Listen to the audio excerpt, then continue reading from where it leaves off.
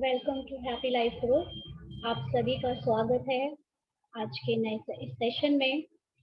हमेशा की तरह इस बार फिर से हम एक नया टॉपिक लेकर आए हैं और जैसे कि आप सभी दोबारा से जुड़े हैं तो मुझे आशा है कि आप सबके जीवन में कुछ ना कुछ तो यहाँ से परिवर्तन हो रहा है, कुछ ना कुछ तो आप लेकर जा ही रहे हैं।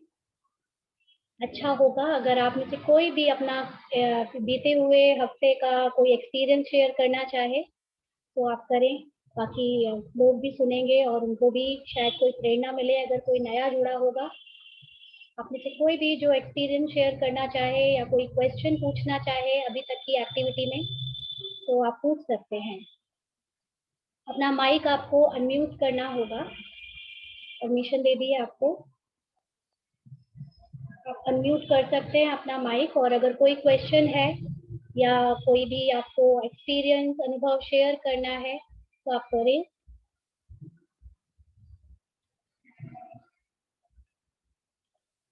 चलिए, लगता है आज आप सभी लोग संतुष्ट हैं, कोई क्वेश्चन नहीं है। एक्सपीरियंस आपको शेयर करने के लिए टाइम लगेगा शायद थोड़ा बहुत। जी मीरा बहन, आप करेंगी? जी दीदी। हाँ जी, बताइए। दीदी, इस हफ्ते में कोशिश की है कि सच्चाई सफाई हमेशा बाबा के साथ और बाबा के बच्चों के साथ कोशिश की है, तो मतलब हुआ भी है। मैं आप सभी को बता दूं, जो नए लोग हैं, ये लोग जो बाबा वर्ड यूज करते हैं, यहाँ पे बाबा का मतलब है निराकार परमपिता परमात्मा। ये उनको अपना पिता के रूप में बाबा कहते हैं, इसलिए आप उसको सुनकर विचलित ना हो, क्योंकि हम यहाँ मेडिटेशन में परमात्मा से मिलाते हैं और वो निराकार ज्योति बिंदु परमात्मा है, उनको ये बाबा कहते हैं। जी, तो कैसा लगा आपको? बहुत अच्छा लगा दीदी, बहुत अच्छा लगा। चलिए, आपके जीवन में परिवर्तन आ रहा है, बहुत बढ़िया है। हमें भी इसी बात को सुनकर और प्रेरणा मिलती है कि आपके लिए कुछ और नई नई बातें लेकर आए, क्योंकि यहाँ पर हम जो भी बातें लेकर आते हैं पहले खुद लाइफ में एक्सपीरियंस करी है, उनको एक्सपेरिमेंट किया है, उनके रिजल्ट से जब सेटिस्फाई हुए हैं तब हमने वो टॉपिक्स आपके लिए चूज करके यहाँ पर रखे हैं। क्योंकि जब तक हम किसी को ज्ञान दें और वो ज्ञान हमारे अंदर ही धारण ना हुआ हो तो उसका प्रभाव पड़ता नहीं। तो इसीलिए पहले खुद एक्सपेरिमेंट किया, खुद में बदलाव लाया और फिर वो आप सबके सामने शेयर किया। कल्पना बहन, आप कुछ कहेंगी? अच्छा होगा अगर आप अपना वीडियो भी ऑन करें तो हमें दिखेगा कि कौन किससे बात कर रहे हैं। कल्पना बहन, आपको कोई बात कहनी है? हाँ हाँ रूपाली, बताइए। हमारे में एक बात है। रूपाली जैसे बोलते हैं ना कि शिव की आराधना करिए, तो अपने जैसे बाबा को याद कर, मतलब बाबा शिव बाबा ही हैं। बाबा तो इनको अपन कैसे बोलेंगे, मतलब कैसे इनकी आराधना करेंगे? कल्पना बहन, ये सारी चीजें मेडिटेशन जो हमारा ग्रुप अलग है ये उसके टॉपिक हैं, तो अच्छा होगा अगर हम ये उसको वहां पर डिस्कस करें। हम यहाँ पर मेडिटेशन वाले नहीं है बहुत सारे लोग, इसलिए हम उसको यहाँ पर डिस्कस नहीं करते। ठीक है, आप लोगों को ध्यान देना है। आप में से जिन लोगों ने मेडिटेशन सीख लिया है और जो इसको आध्यात्मिक स्टडी परस्यू कर रहे हैं, उससे रिलेटेड जो भी आपके क्वेश्चंस हैं प्लीज ध्यान दें।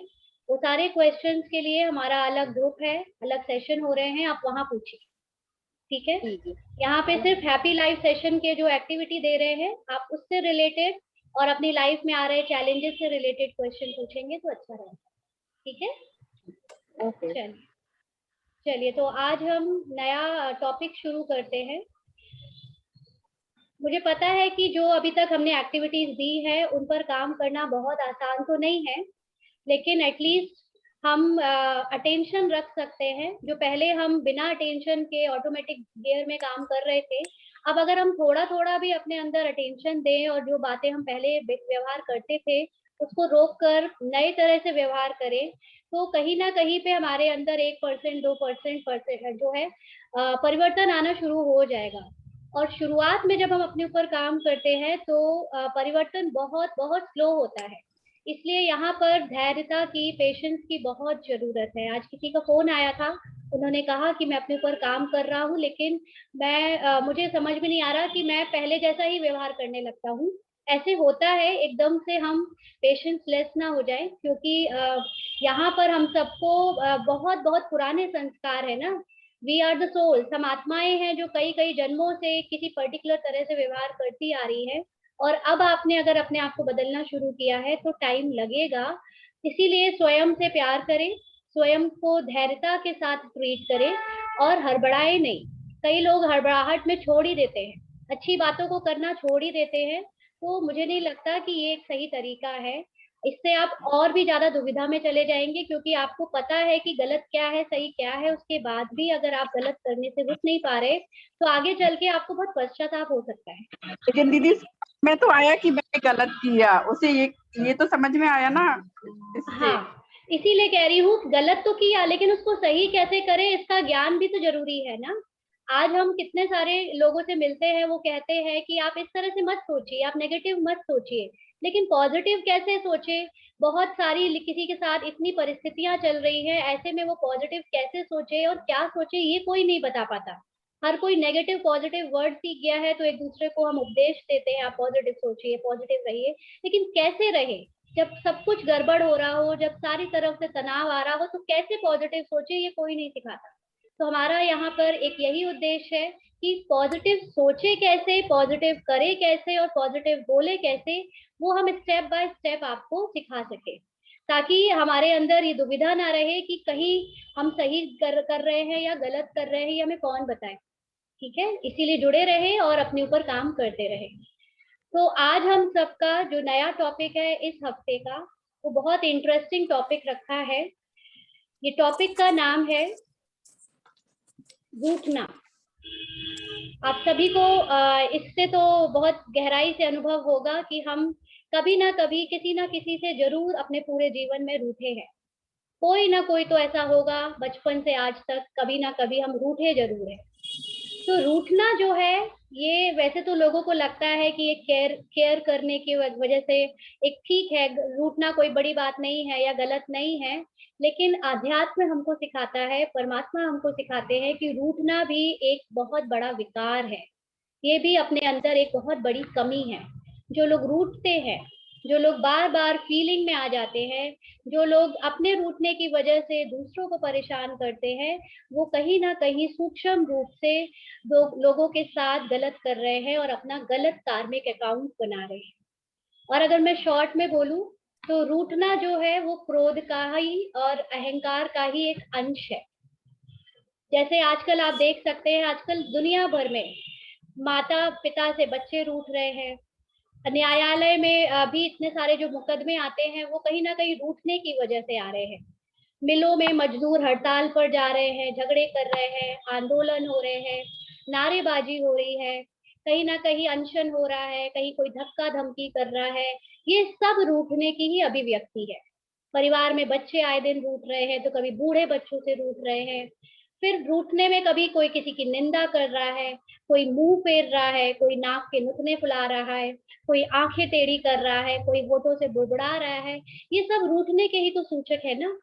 तो अगर हम देखें तो हम पूरे दिन में कभी ना कभी किसी ना किसी से थोड़ा बहुत रूठ जाते हैं। अगर हो सकता है डेली पर्पस डेली में नहीं होते हो, लेकिन कभी ना कभी ये बहुत ही कॉमन सी एक प्रॉब्लम हो गई है, और घर घर में हर इंसान इनसे जरूर वाकिफ है, रूठने जैसी चीज से। तो आज कोई ऐसी जगह नहीं मिलेगी जहां रुष्ट देव का वास ना हो। भगवान परमात्मा सब जगह हो चाहे ना हो, लेकिन रुष्ट देव तो सब जगह है कि नहीं। तो आज हम ये समझेंगे कि रूठना जो एक जिसको परमात्मा महाविकार कहता है, और कहीं ना कहीं हम सबके दुख का भी एक बहुत बड़ा कारण है ये, क्योंकि क्रोध और अहंकार का भी एक टाइप है। तो इसका कारण क्या है, क्यों लोग एक दूसरे से रूठते हैं, क्यों आज घर घर में रूठने की वजह से घर टूट रहे हैं, मुकदमेबाजी हो रही है, एक दूसरे से ईर्ष्या द्वेष और नफरत जैसी बीमारियां देशों के बीच में फैल रही है। देश वाले एक दूसरे से रूठ रहे हैं, किसी ने किसी के मन की नहीं करी तो वो रूठ गया, पति पत्नी से रूठ गए। क्या कारण है इनके, अगर हम गहराई में जाएं तो आप देखेंगे कि रूठने का जो मुख्य कारण है कि जब कोई खुद से या औरों से संतुष्ट नहीं होता तो वो रूठता है ना। अगर हम अपने आप से कभी संतुष्ट नहीं होते, कई बार हमारे अंदर कोई व्यवहार में कमी या हमारे देख दिखावे में कोई कमी हुई तो हम दूसरों से, खास तौर से अपने पेरेंट्स से कंप्लेन करते हैं, आपने हमको ऐसी परवरिश नहीं दी, आपने हमको इस तरह का पढ़ाई नहीं कराई, आपने हमको कुछ सिखाया नहीं, औरों की तरह आपने हमको बहुत ऊंचा नहीं बनाया, हमारी पढ़ाई में पैसे नहीं लगाए। क्यों? क्योंकि हम आज खुद से संतुष्ट नहीं हैं। और कई बार हम दूसरों को देखकर उनके कर्मों से भी संतुष्ट नहीं होते, वो क्या कर रहे हैं, उनकी देख हर बात से हमको प्रॉब्लम होती है। तो इसका एक कारण है खुद से या औरों से असंतुष्ट होना। दूसरा एक मुख्य कारण है, वो है अभिमान होना। जब हम अपने आप को सही और दूसरों को गलत, या अपने आप को ऊंचा और दूसरों को नीचा समझने लगते हैं, तो भी हम उनकी कोई ना कोई कमी कमजोरी पर रूठते हैं। तो यहाँ पर रूठने के लिए अहंकार भी एक रीजन है, असंतुष्टता भी एक रीजन है। एक तीसरा रीजन है आंतरिक खुशी ना होना। जब हमारे अंदर किसी भी बात की खुशी नहीं बचती, तो भी हम किसी ना किसी से रूठते ही रहते हैं। ये एक बहुत कॉमन सी प्रॉब्लम हो गई है, जिसको लोग बहुत नॉर्मल समझते हैं, लेकिन नॉर्मल होनी नहीं चाहिए। चौथा है गलत फहमी। अब गलत फहमी का क्या कारण होता है?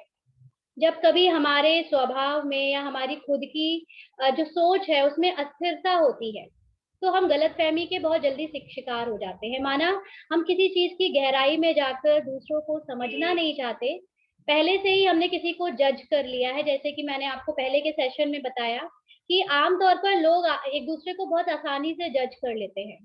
कई बार हम किसी से मिले भी नहीं होते, लेकिन तीसरे ने उसके बारे में कोई बात कही या उसके बारे में अपना नजरिया सुनाया, तो हमने उसको पहले से जज कर लिया उस दूसरे पार्टी के अभिव्यक्ति के अकॉर्डिंग। तो ये गलत फहमियां भी पैदा करता है। तो ये जो गलत फहमी है, ये भी एक रूठने का कारण है। अक्सर आप देखेंगे कोई भी ऑर्गेनाइजेशन में जब हम जॉब बदलते हैं या कहीं नई जगह जाते हैं, तो वहाँ का जो पहले से स्टाफ होता है, जरूरी नहीं है हर जगह ऐसा हो, बट अगर कोई बड़ी ऊंची पोस्ट पर वहां गया है, तो आप देखेंगे वहां का जो स्टाफ है वो पहले से ही आपसे रूठा हुआ है। अभी तक आपने कुछ किया भी नहीं, और कई बार आपके ही कलीग्स आपसे पहले से ही रूठे हुए हैं। वो पूरी कोशिश करते हैं कि आप वहां ना टिक पाए। आजकल ये प्रॉब्लम बहुत हो रही है जॉब फील्ड में। कहीं पे भी ऊंची पोस्ट पर कई लोग, वहां के ही जो कलीग होते हैं, वहीं के जो एम्प्लॉय होते हैं, वो सोचते हैं हमको बैठना चाहिए था, लेकिन बाहर से किसी ने, ऑर्गेनाइजेशन ने बाहर से किसी को बुला लिया, तो वो आपसे पहले से ही रूठे हैं, क्योंकि उनको गलत फहमी है कि कहीं आप उनको कंपनी से निकाल ना दो या कहीं उनके साथ आप गलत व्यवहार ना करो। तो जो हम पहले से ही एक सोच बना लेते हैं, वो भी एक बहुत बड़ा कारण है रूठने का। और अगर हम इन सब की गहराई में जाए, तो क्यों इंसान आज एक दूसरे से रूठ रहा है, और कौन से वो इंसान है जो सबसे ज्यादा रूठते हैं? ये वो मनुष्य है जो जितना ज्यादा स्वार्थी होता है या जो जितना ज्यादा ईर्ष्यालु होता है, वो उतना ही अधिक रूठता है। तो हम सबको चेक करना चाहिए कि हमारे अंदर अगर दूसरों से रूठने का स्वभाव बहुत गहरा है, या बात बात पे अगर हम रूठ रहे हैं, तो कहीं ना कहीं हमारे अंदर स्वार्थ और ईर्ष्या भरी हुई है। तो अगर ये क्लियर हो जाए कि हमारे अंदर स्वार्थ और ईर्ष्या भरी है, तो फिर अब हमको इस पर काम करना चाहिए, क्योंकि जब तक हमारे अंदर स्वार्थ और ईर्ष्या रहेगी, हम जीवन में खुश नहीं रह सकेंगे, ना रह सकेंगे और ना दूसरों को खुशी दे सकेंगे। इसके लिए हमको ये वाला विकार छोड़ना ही पड़ेगा। तो हम सभी जब यहाँ आते ही इसीलिए है, कुछ सीखे जो हमें नहीं पता। तो कहीं ना कहीं हमें इस चीज को अपने अंदर चेक करना चाहिए कि हम जीवन में किन किन से रूठे हुए हैं। अभी आप सभी अपने बैक ऑफ द माइंड में जाइए। आज तक सारे तो याद नहीं आ सकते इतने कम समय में, लेकिन कुछ तो मोटे मोटे से लोग याद आ ही जाएंगे, मोटे मोटे रूप में, कि हम किन किन से रूठे हुए हैं, किन से हमारी बातचीत बंद है अभी, या किन किन से अभी भी हम सोचते हैं इनसे हमें बात नहीं करनी। कभी किसी से फोन आ जाए तो आप बात नहीं करते, कभी घर पे ही हम किसी किसी से रूठे हुए हैं। तो गहराई में जाकर चेक करें कि आखिर हमारे अंदर जो रूठने का कारण है वो क्या है। ठीक है?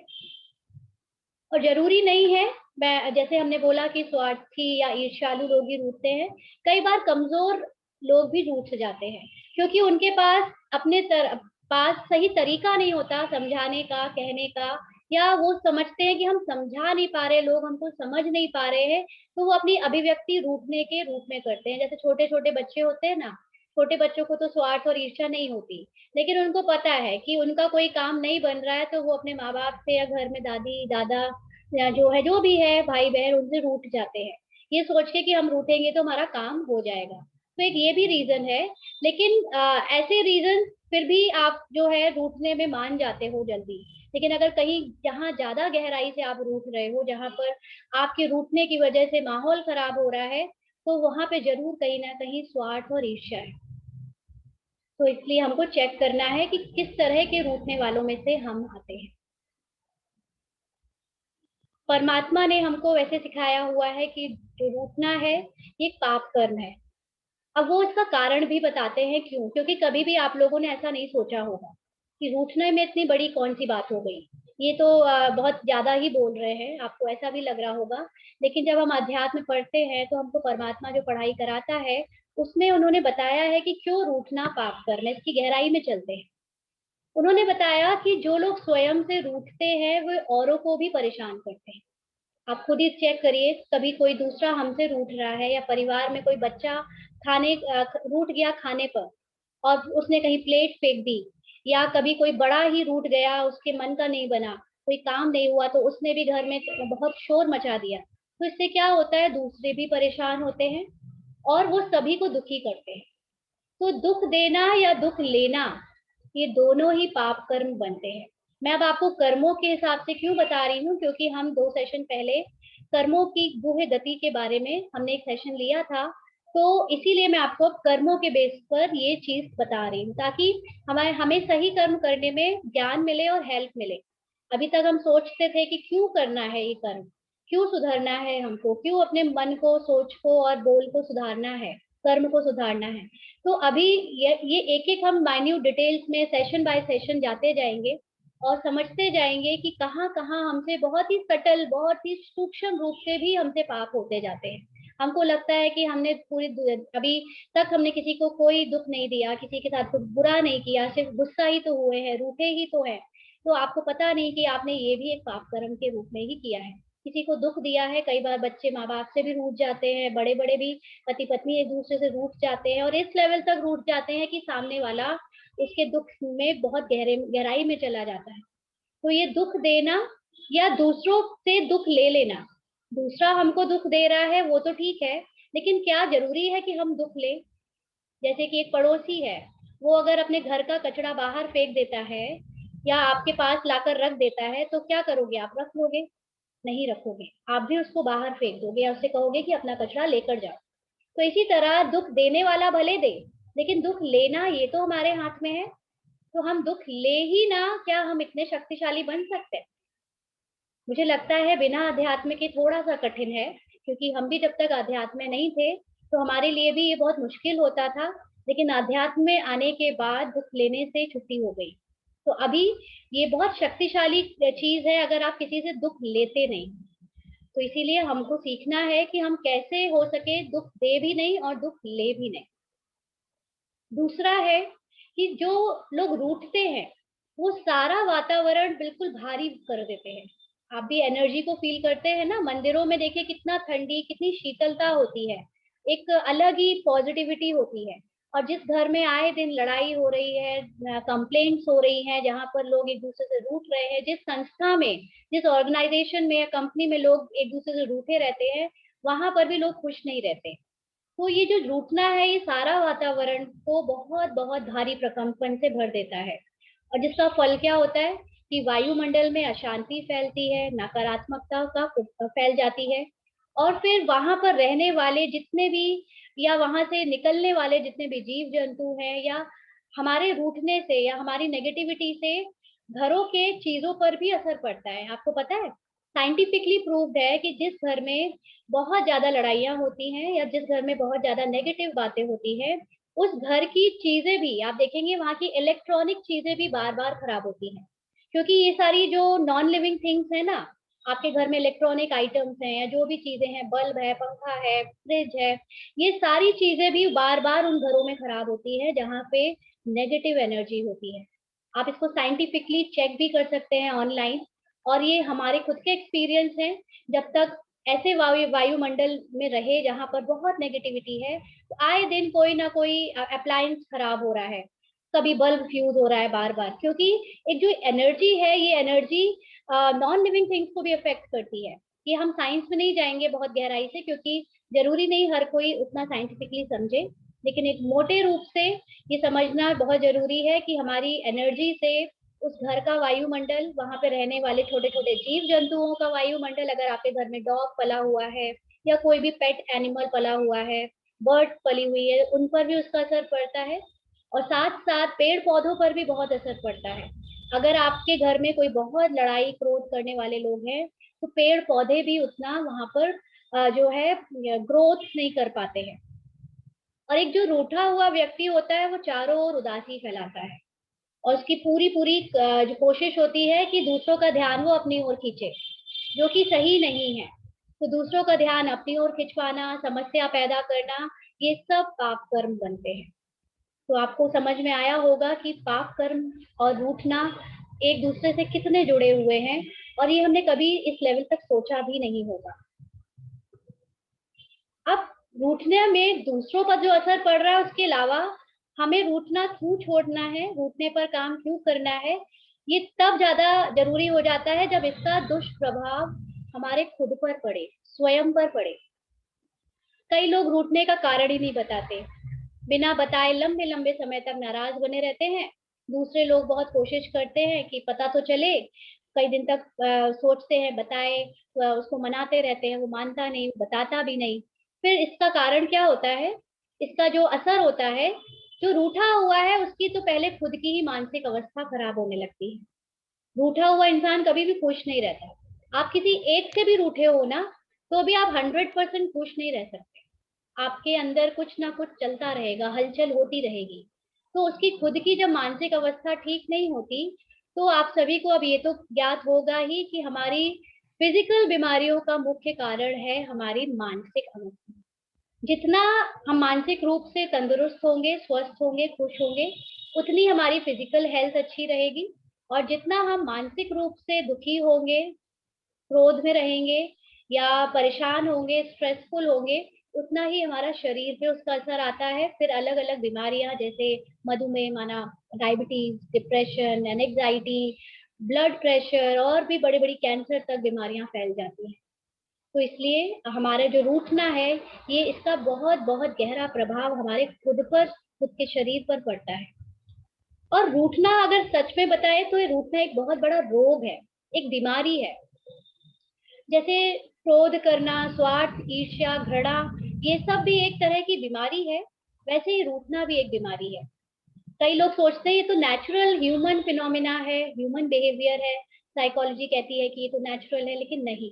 अध्यात्म हमको सिखाता है, हम सबका जो ओरिजिनल नेचर है वो है शांत रहना, खुश रहना, सबको प्रेम देना, और सदा सदा सबके लिए आनंदमयी वातावरण बनाना। लेकिन अगर हम इसके ऑपोजिट कुछ भी करते हैं, तो वो सब एक बीमारी है।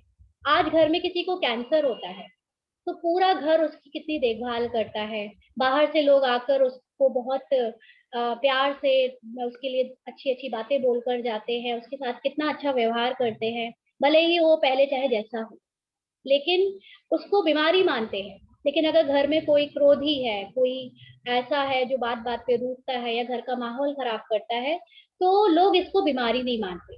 लेकिन सच में देखा जाए तो ये भी एक बीमारी है। हमें ऐसे लोगों के ऊपर भी दया करनी चाहिए, ऐसे लोगों के ऊपर भी हमारा जो है, जैसे हम शारीरिक बीमारों के ऊपर, बीमारी वालों के ऊपर दया करते हैं, ऐसे ही हमें मानसिक जो लोग घृणा वाले होते हैं, क्रोध करने वाले होते हैं, स्वार्थी होते हैं, ईर्ष्या या रूठने वाले होते हैं, उन पर भी हमें बहुत दया करनी चाहिए, उन पर भी हमें रहम आनी चाहिए, क्योंकि वो भी इस बीमारी से ग्रसित है। ये भी एक बीमारी है बहुत बड़ी, जो आगे चलकर अनेक फिजिकल बीमारियों का रूप धारण कर लेती है। तो हम सबका जो ओरिजिनल नेचर है वो तो सहनशीलता है, संतुष्टता है, दया है।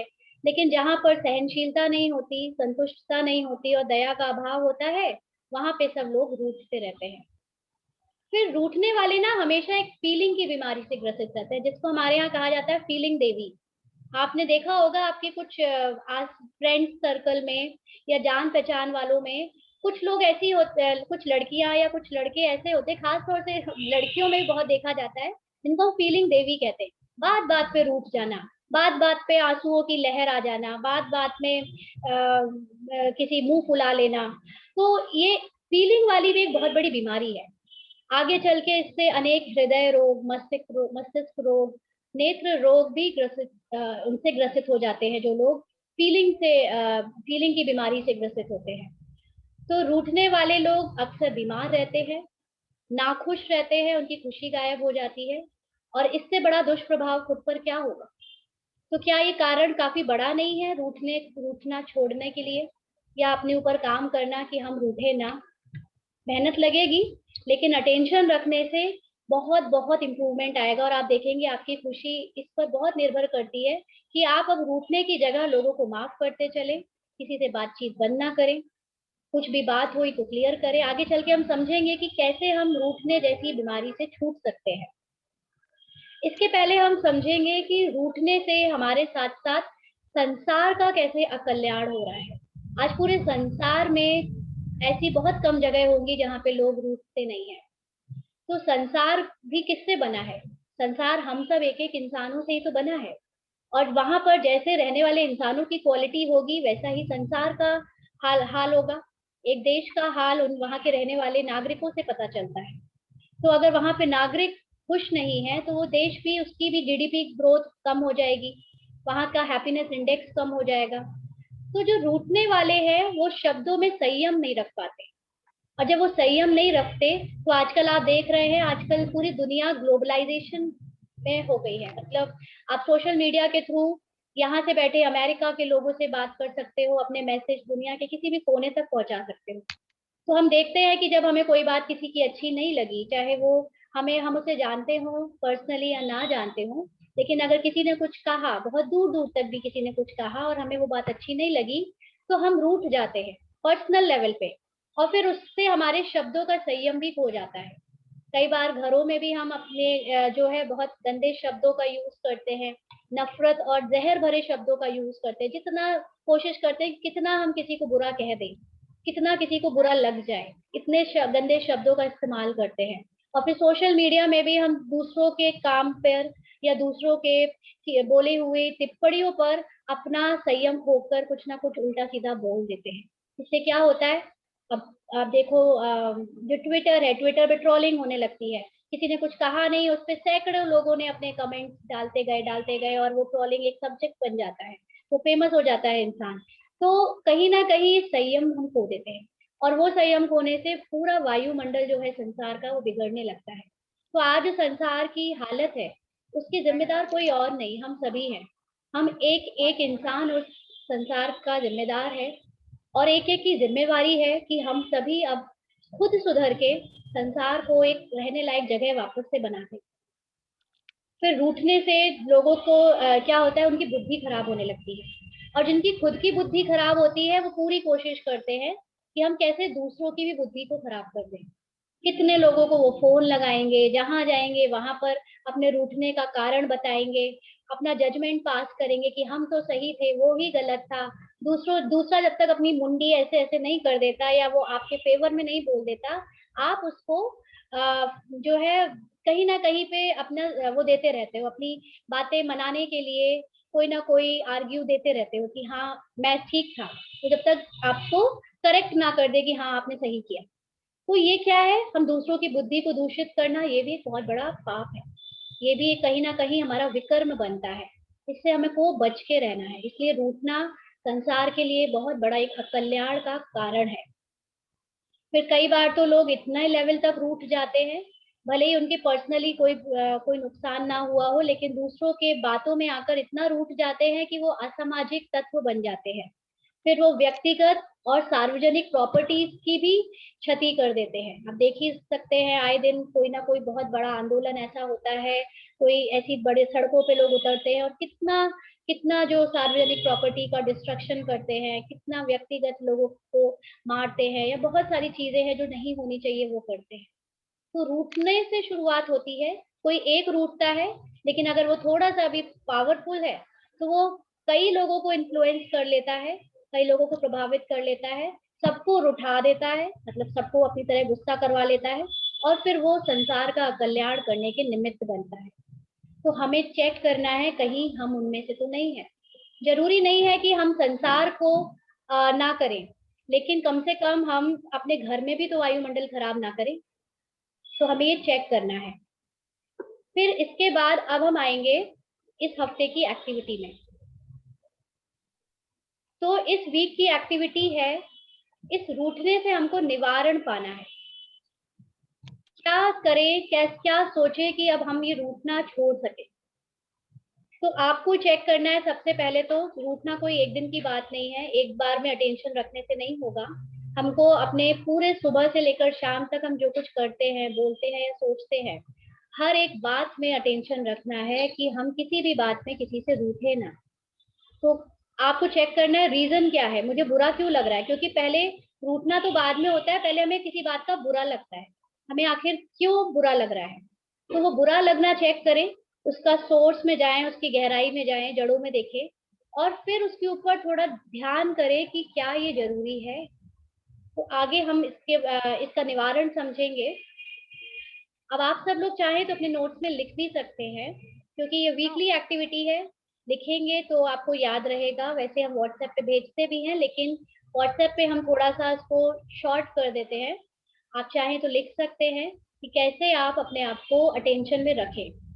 सबसे पहले तो आपको हर समय ये अटेंशन रखना है कि मुझे रूठना नहीं है, ये एक रोग है, इसको दिमाग में बिठा लेना है। अभी इसी समय आप अपने आप को ये बार बार अच्छे से बिठा ले कि रूठना एक बीमारी है, मुझे किसी से कभी भी रूठना नहीं है। शुरुआत यहाँ से करें। फिर हर दिन आप मन में बार बार दोहरा सकते हैं, क्योंकि जब आप चेक करेंगे कि मुझे बुरा लग रहा है, शुरुआत बुरा लगने से होती है। कोई भी बात हमें बुरी लगती है पहले, फिर हम रूठते हैं। तो जैसे ही बुरी लगे, आपको तुरंत देखना है, अपने आप से बात करना शुरू कर देना है कि हम सबको संतुष्ट नहीं कर सकते, पर हम सबसे संतुष्ट तो रह सकते हैं। ये लाइन बहुत इंपॉर्टेंट है। इस लाइन ने मेरी जिंदगी बदल दी थी। मैंने एक लाइन कहीं किसी से सुनी थी और मुझे बहुत अच्छी लगी थी, क्योंकि सच में हम सबको संतुष्ट नहीं कर सकते।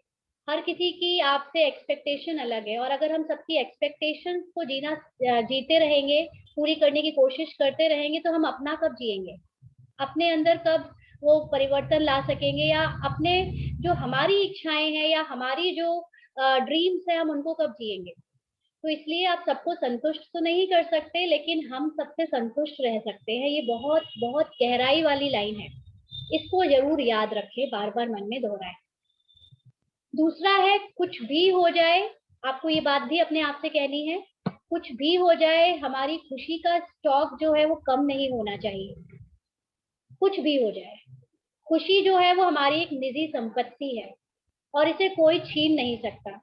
आपके घर की प्रॉपर्टी कोई छीन सकता है, आपकी धन दौलत कोई छीन सकता है, आपका कोई सामान ले जा सकता है, लेकिन एक खुशी जो है ना, वो तो मेरे अंदर की चीज है, ये तो मेरी सबसे ज्यादा पर्सनल प्रॉपर्टी है और सबसे कीमती प्रॉपर्टी है। क्योंकि आपने जो घर में सामान भी जोड़ा था, वो भी खुशी के लिए जोड़ा था।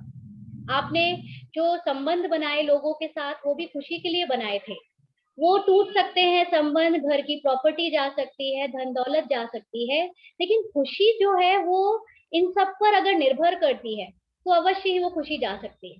लेकिन अगर आपने बिना इन सब के भी खुश रहना सीख लिया है या सीख रहे हैं, इस पर काम कर रहे हैं, तो कोई भी इस दुनिया की चीज या कोई व्यक्ति, कोई परिस्थिति आपकी खुशी को छीन नहीं सकता। आपको अपने आप से बार बार बात करनी है। बहुत आसान नहीं है, लेकिन इम्पॉसिबल भी नहीं है, क्योंकि आप देखेंगे जब आप इन बातों पर जीना शुरू करेंगे, तो पहले हम 100% ही रूठे रहते थे, अभी 1%, 2%, 3% ऐसे आपके अंदर जो चेंजेस आना शुरू हुए हैं, वो शुरू में बहुत माइन्यूट होते हैं, बहुत धीमे धीमे चलते हैं, धीमे धीमे चेंजेस आते हैं, आपको पता नहीं चलता। लेकिन जब आप कई दिनों के बाद मुड़कर वापस देखते हो, तो आपको लगता है एक गहरा चेंज आया है हमारे अंदर, एक बड़ा परिवर्तन आ चुका है। और वही चेंज जो है आपको फिर और हिम्मत देता है कि मुझे अब अपने अंदर परिवर्तन लाते ही रहना है। फिर एक समय आता है जब आप कहते हो मैं बदल चुका हूँ, या दूसरे आपको कहते हैं तुम बदल गए हो। ठीक है। तो तीसरी बात जो है वो आपको मन में बार बार जो दोहरानी है, वो है कि कभी आपको किसी की वजह से बुरा लग रहा है, या कोई ऐसा बर्ताव कर रहा है जो आपको पसंद नहीं, तो आप हमेशा मन में दोहराओ कि हर किसी का अपना एक संस्कार है। वो जिस माहौल में पले बढ़े, उन्होंने जो शिक्षा ग्रहण करी या उनको जिन्होंने सिखाया, वो अलग संस्कार है। कई बार एक ही घर में जब अलग अलग घरों से बहुएं आती हैं, तो सब अपने अपने संस्कार के अकॉर्डिंग आती है। मुझे याद है मैं एक स्कूल में काम करती थी, वहां पर जब एज अ प्रिंसिपल काम करती थी, तो वहां पर कुछ टीचर्स जो है वो असंतुष्ट थी। उन तो जब उनसे बात करी तो पता चला कि वो एक ऐसे संस्कारों से आई है जहाँ पर बहुत ही तहजीब से बात करते हैं। और कई बार हम लोग बहुत ही ऐसी फैमिलीज में बिलोंग करते हैं जहाँ सब लोग बहुत फ्रीडम लविंग थे, जहाँ सबने सबको फ्रीडम दी, तो सबके शब्दों में मतलब कोई आपकी डिसरिस्पेक्ट नहीं कर रहा है, लेकिन बहुत ही कैजुअल वर्ड से बात करता है। जो तहजीब वाले जो बहुत लोग हैं, उनको किसी का कैजुअल होना थोड़ा बुरा लग जाता है। तो यहाँ पर समझने की बात है कि हर कोई अलग अलग संस्कारों में पला बढ़ा है। किसी के यहाँ पर कोई शब्द गाली है, तो किसी के यहाँ वो शब्द एक बहुत ही नॉर्मल की बात है। तो इसीलिए खुद को याद दिलाएं कि हर किसी के अपने संस्कार हैं, और अगर उसके संस्कार अच्छे नहीं हैं, तो उसके लिए हम अपने संस्कारों को क्यों खराब करें। वो अपने संस्कारों को बहुत नीचे ले आते हैं, बहुत गिरी हुई हरकतें करता है कोई, तो जरूरी नहीं कि हम भी उसके हिसाब से गलत हो जाए और गिर जाए। अगर हमारे अंदर श्रेष्ठता है, हमारे संस्कार श्रेष्ठ हैं, तो श्रेष्ठ वालों को कभी नीचे नहीं आना चाहिए, फिर श्रेष्ठता कहाँ रही। इसीलिए हमेशा ध्यान रखें कि क्योंकि आजकल श्रेष्ठता, अच्छाई देखने को बहुत कम मिलती है, और जो चीज कम मिलती है वो यूनिक होती है। इसीलिए आपको अपनी वो प्रॉपर्टी बचा के रखनी चाहिए, क्योंकि संस्कारों की जो आज लड़ाई है चारों तरफ, उसमें खराब संस्कार वाले, थोड़े ढीले संस्कार वाले ज्यादा मिलेंगे, अच्छे संस्कार वाले कम मिलेंगे। क्यों? क्योंकि अच्छे संस्कार वाले भी अपने आप को बदलते जा रहे हैं उन बुरे संस्कारों वालों के हिसाब से। तो अब हमें इस बात को समझना है, अच्छे संस्कारों की बहुत वैल्यू है, जो लाइफ में पूरे लाइफ लॉन्ग उनको खुश रखेगी। तो इसीलिए अपने संस्कारों को किसी के लिए भी ना बदलें, अगर वो अच्छे हैं तो। चौथी बात जो आपको अपने मन में दोहरानी है वो है कि मेरी मर्जी के बिना ना ही कोई मेरी इंसल्ट कर सकता है, और ना ही कोई मुझे दुख दे सकता है। आपको दुख फील तभी होता है, बेइज्जती तभी फील होती है, जब आप उसको एक्सेप्ट कर लेते हो। आज आप खड़े हो सामने, आपके कोई आकर आपको गाली गलौज देके जा रहा है, तो वो उसने दिया, उसके संस्कार, उसकी सोच, उसके शब्द, आपने कुछ लिया नहीं, तो आपको लगा कहाँ। हम फील क्या कर लेते हैं कि उसने जो कुछ बोला, चार लोगों ने सुना, उसने मेरी सबके सामने बेइज्जती कर दी। बट सच्चाई ये होती है कि अगर आपके चेहरे पर शिकन नहीं आई, आपके चेहरे पर आपने ये नहीं दिखा कि आपने उसको एक्सेप्ट किया, तो पब्लिक भी जो चिल्ला रहा है, जो बोल रहा है उल्टा सीधा, उसको जज करती है, ना कि आपको। क्योंकि आपके बारे में पब्लिक या जो भी लोग आपके आसपास है, वो ऑलरेडी जानते हैं। अगर आप अच्छे नहीं हो तो वो ये भी जानते हैं, और अगर आप अच्छे हो तो वो ये भी जानते हैं। किसी तीसरे का प्रभाव इतना शक्तिशाली नहीं हो सकता कि वो आपके प्रति उनका नजरिया चेंज कर दे। इसलिए अपने आप को कभी भी नीचा ना सोचे, किसी ने मुझे नीचा दिखा दिया, मेरी बेइज्जती कर दी। यही एक कारण हो जाता है कि जब हम किसी थोड़ी सी भी बेइज्जती कर दी, कई बार लोग करते नहीं है, कई बार वो तो वैसा ही व्यवहार कर रहे हैं जैसे वो हैं या वो जनरली रहते हैं, लेकिन आपको बेइज्जती लगती है। ये एग्जाम्पल बहुत ज्यादा देखा जाता है शादियों में। जब दो अलग अलग फैमिलीज, अलग अलग संस्कारों वाली लड़के और लड़की की मिलती हैं, तो अक्सर देखा जाता है कि लड़के वाले कंप्लेन कर रहे हैं कि लड़की वाले ने मुझे रिस्पेक्ट नहीं दी।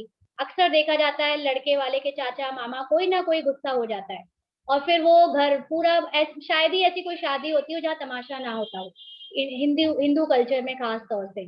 और खास तौर से हमारे एरिया में ये बहुत देखने को मिलता है, मैंने बहुत ऑब्जर्व किया है कि लोग मतलब एक अपने मन में एक बहुत रिस्पेक्ट की एक कामना रखते हैं कि सामने वाला हमको रिस्पेक्ट दे, हम क्योंकि लड़के वाले हैं।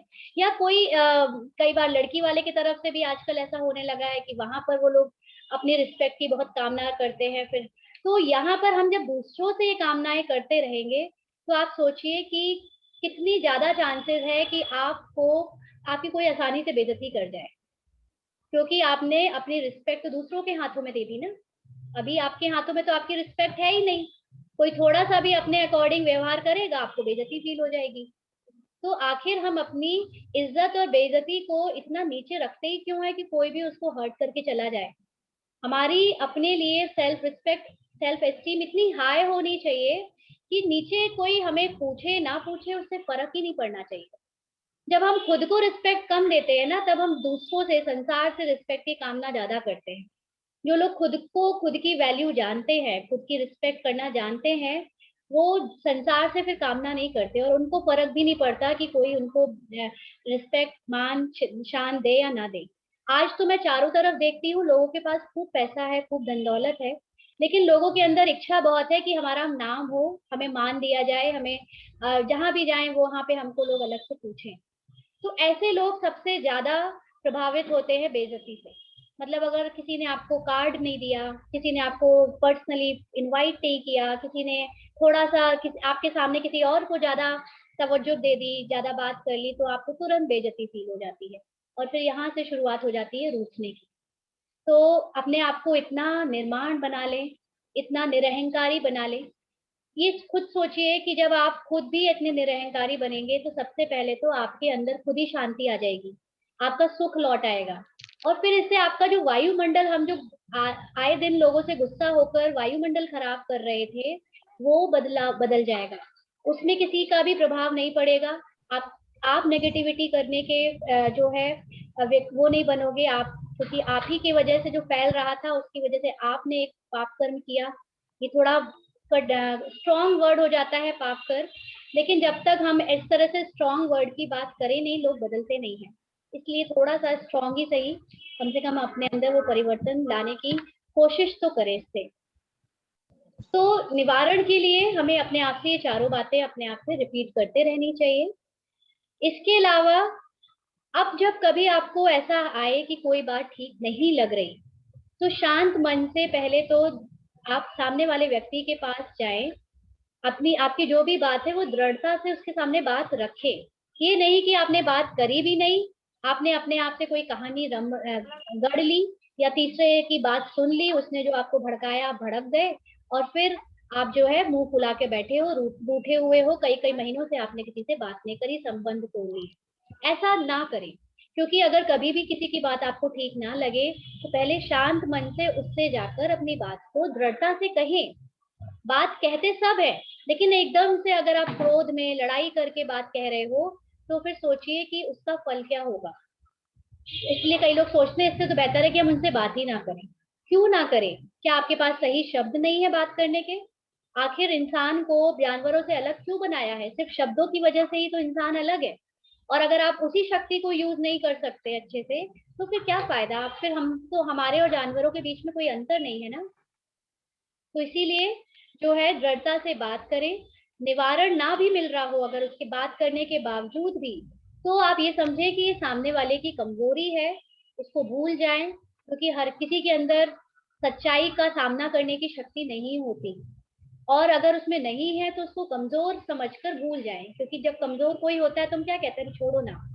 तो इसी तरह लड़ाई झगड़े से कोई बात नहीं हल होती, अशांति ही फैलती है और उस वायुमंडल को खराब करने के हम कारण बन जाते हैं। तो इसलिए अपनी बात को बहुत ही प्यार से, दृढ़ता से, शांति से कहें। और ये धीरे धीरे प्रैक्टिस करने से, अटेंशन रखने से आएगा। दूसरा है, सामने वाले की स्थिति को समझने का प्रयास करें। कई बार कुछ बातें कोई परेशान होता है तब कह देता है, किसी की परिस्थिति बहुत विचलित होती है तब कह देता है, और हम क्या सोचते हैं कि ये तो अभी तक अपना काम होता है तो बहुत अच्छे से बात करते हैं और काम हट गया तो देखो। तो हमें समझना चाहिए कि आखिर हमारी जो उन्होंने जो बात कही वो किस परिस्थिति में कही होगी, क्योंकि जब हम दूसरों को समझते नहीं है तो सबसे ज्यादा वहां पे आपसी टकराव होता है। तो हमें समझना है कि हम ये ना करें, दूसरों को समझें। तीसरा है, मुझे खुद को बदलना है। आज तक हम यही समझते आए, सामने वाला बदले तब मैं उसके साथ अच्छे से संबंध निभा पाऊंगा। तो यहाँ पर जब आप अपने ऊपर काम करने के लिए रोज आ ही रहे हो, तो ये तो समझ में आ ही गया होगा कि अब हमें खुद को बदलना है। केवल एक यही धुन सवार रहे, रूठना, मनाना, ये सारी चीजों पे टाइम वेस्ट करने से बेहतर है कि मैं सिर्फ अपने ऊपर काम करूं, क्योंकि अपने ऊपर जो काम हम करते हैं वो एक लॉन्ग इन्वेस्टमेंट है। इसका फल हमें लंबे लंबे समय तक मिलता रहता है। आपकी खुशी लंबे लंबे समय तक गायब नहीं होती। तो इसीलिए अब सिर्फ खुद को बदलना, एक यही धुन सवार रहे। और जहां पर भी आपकी जरूरत ना लगे वहां से बिल्कुल बिना रूठे आप वहां से अलग हो जाएं। कई बार लोग अलग तो होते हैं लेकिन रूठ के अलग होंगे, मुंह फुला के अलग होंगे, और बाद में दूसरे लोगों को सुनाएंगे भी कि देखो ये अपना काम करा के चल दिए। तो कई बार ऐसा होता है कि हमारी जरूरत नहीं है, वहां पे कोई और हमसे बेहतर काम कर रहा है, या अब वो काम जरूरी नहीं है कि हमसे ही अच्छी तरह से हो रहा हो, कोई बात नहीं। क्या हम इतने समझदार नहीं बने हैं? आजकल क्या है, लोगों की शरीर से उम्र बढ़ती जा रही है तो हम समझते हैं वो मैच्योर है। कोई अगर 50 साल का है, 60 साल का है, तो छोटे छोटे बच्चों से कहा जाता है वो तो बुजुर्ग है, वो तो बड़े हैं, आप उनको रिस्पेक्ट दें। लेकिन मैं अक्सर देखती हूँ कि भले ही उम्र से बड़े हैं लेकिन समझदारी में वो बच्चों से भी छोटे होते हैं। बहुत सारे ऐसे लोग हैं जो समझदार, छोटे छोटे बच्चे उनसे ज्यादा समझदार होते हैं। तो ये उम्र का तगाजा हम गिनती उम्र से ना करें, उम्र की गिनती से ना करें, बल्कि समझदारी से करें तो ज्यादा बेहतर है। अक्सर लोग कहते हैं आजकल लोग बड़े बुजुर्गों को रिस्पेक्ट नहीं देते, कारण वो छोटे नहीं हैं, कारण है वो बड़े बुजुर्गों ने ही अपने आप को इतना समझदार नहीं बनाया कि छोटे लोग उनको रिस्पेक्ट दे पाए। हमेशा एक अनुभव को रिस्पेक्ट मिलती है। आपके अंदर जो ज्ञान है, आपके अंदर जो सबसे प्यार करने की एक शक्ति है, वो पुराने बूढ़े बुजुर्गों को इज्जत दिलवाती आई है। लेकिन आज देखिए, आज घर घर में सबके बच्चे बाहर हैं, कमा रहे हैं, तो सबके अंदर इतना अहंकार है। जब आपसी में मिलते हैं वो तो सिर्फ अपने बच्चों की तारीफ करेंगे, अपने आप को ऊंचा दिखाएंगे, भले ही अंदर से कितने भी दुखी हों। और फिर ये भी नहीं ये नहीं बताएंगे कि हमारे घर में क्या चल रहा है, लेकिन जो अच्छी बातें हैं वो बताएंगे। और अक्सर देखा जाता है कि जरूरी नहीं हर घर में कलह क्लेश का कारण छोटे हों, बड़े भी कई बार इतनी बेसमझदारी करते हैं कि छोटे को भी बहुत परेशानी हो जाती है। अब आप देखिए, कई लोग कहते हैं कि इतने बूढ़े बुजुर्गों का आश्रम खुल रहा है बाहर, जहाँ पर वृद्धा आश्रम खुल रहा है, लोग बच्चों को दोष दे देंगे। कभी ये नहीं सोचते कि कहीं ये बुजुर्ग ही तो कुछ कारण नहीं है, क्योंकि अक्सर आप देखो ये बुजुर्ग भी कभी तो जवानी में थे, कभी तो ये इन्होंने भी जवानी में कर्म किए हैं। तो अगर आपने अपने बच्चों को इतनी अच्छी परवरिश दी है, निस्वार्थ प्यार दिया है, तो आपके बच्चे आपके साथ कभी बेमुख हो नहीं सकते। कहीं ना कहीं परवरिश में कमी रह जाती है, कहीं ना कहीं स्वार्थ आया हुआ होता है, इसीलिए फिर बच्चों की तरफ से वो रिटर्न मिलता है। ये बहुत गहराई है समझने की, किसी को हो सकता है पसंद ना आए, क्योंकि बहुत सारे लोग इसको बड़ी प्रैक्टिकली सिर्फ जजमेंट पास कर देते हैं, नहीं बूढ़ा है बुजुर्ग है तो वो सही है। ऐसा नहीं होता, हम भी एक दिन बूढ़े होंगे, बच्चे छोटे हैं वो भी बूढ़े होंगे। तो आपकी इज्जत हमेशा डिपेंड करेगी आपके अंदर की पवित्रता पर और आपके अंदर के ज्ञान पर। आप दूसरों के साथ कैसे व्यवहार करते हो, आप दूसरों को कितना समझते हो। अगर आप दूसरों को समझते हो, अगर आपकी वजह से दूसरे खुश रहते हैं, तो हो ही नहीं सकता कि आपको अपनी जिंदगी से कोई निकाल दे। तो इसलिए हमें इस बात का ध्यान रखना है कि हमें बिल्कुल निरअहंकारी और निर्माण बनाना है खुद को। दूसरा है, हमको खुद को क्षमाशील बनाना है। हम जितना हो सके दूसरों को माफ करना सीखें। ये हम पहले भी इस बारे में बात कर चुके हैं कि हमें दूसरों को क्षमा करते रहना चाहिए, और यही वो एक बहुत बड़ा गुण है जो हमें लॉन्ग टर्म में खुश रखता है। अगर आप क्षमा नहीं करेंगे तो सबसे पहले अगर आप ही का मुंह फूला हुआ है, आप ही गुस्सा हो, तो कहाँ आएगा खुशी? आपको देखकर दूसरे लोग भी नाखुश रहेंगे। तो हो सके तो क्षमाशील रहे और सबके साथ दोस्ती का और स्नेह का व्यवहार करें। आजकल वो समय नहीं रह गया जब पहले कहा जाता था कि बुजुर्गों को इज्जत दो और बच्चों को प्यार दो। अब उल्टा हो गया है, अब बुजुर्गों को प्यार चाहिए और बच्चों को इज्जत चाहिए। तो इस चीज को ध्यान रखें कि अगर हमारे घर में बुजुर्ग हैं उनको प्यार दें, और अगर बच्चे हैं तो उनको इज्जत दें, तभी हम भी खुश रह सकते हैं। फिर लास्ट जो है, ये सारी शक्तियां और ये सारी बातें हमारे अंदर धारण होंगी अगर आप सहनशीलता का गुण धारण कर लो। और सहनशीलता का गुण धारण करना इतना आसान नहीं होता, क्योंकि हमारे अंदर पहले से ही बहुत सारा किसी के लिए कुछ ना कुछ कचरा जमा है। वो निकलता है ध्यान से और ज्ञान से। तो हम जो अध्यात्म की बात कर रहे हैं, यहाँ पर हमें जो ज्ञान मिलता है उससे हमें बहुत हेल्प मिलती है कि हम कैसे सही सोचें, और जो अभी तक लोगों के लिए सोचा उसको भूल जाए। और मेडिटेशन से हम जब परमात्मा के साथ डायरेक्ट कनेक्शन जोड़ते हैं तो हमें बहुत शक्तियां मिलती हैं उनसे। हमारी खोई हुई सारी शक्ति जो आज हम कमजोर बन गए हैं सहनशीलता को एक कमजोरी समझ बैठे हैं वो वापस लौट आती है, और फिर हम देखते हैं कि अब हम पहले जैसे नहीं बल्कि पहले से ज्यादा शक्तिशाली बन गए। तो ये है हमारा आज का मेडिटेशन, और इसके लिए आपको एक निवारण मैंने समराइज किया है, इसको मैं आपको व्हाट्सएप पेज के शॉर्ट भेजूंगी नोट, और कोशिश करें जितना हो सके अटेंशन रखें, क्योंकि ये पूरा हैप्पी लाइफ वर्कशॉप आपके अटेंशन पर डिपेंड करता है, एक एक बातों पर अटेंशन रखना। अब हम हर काम को, हर बोल को, हर विचार को सोच सोच के करेंगे, पहले के जैसे नहीं करेंगे। ये हम जब खुद से प्रण करते हैं तो हमारे अंदर परिवर्तन आना शुरू होता है। आशा करती हूँ आप सबको ये अच्छा लगा होगा, आपको पसंद आया होगा। और अभी हम सभी 5 मिनट के लिए मेडिटेशन में बैठेंगे। तो आप सभी लोग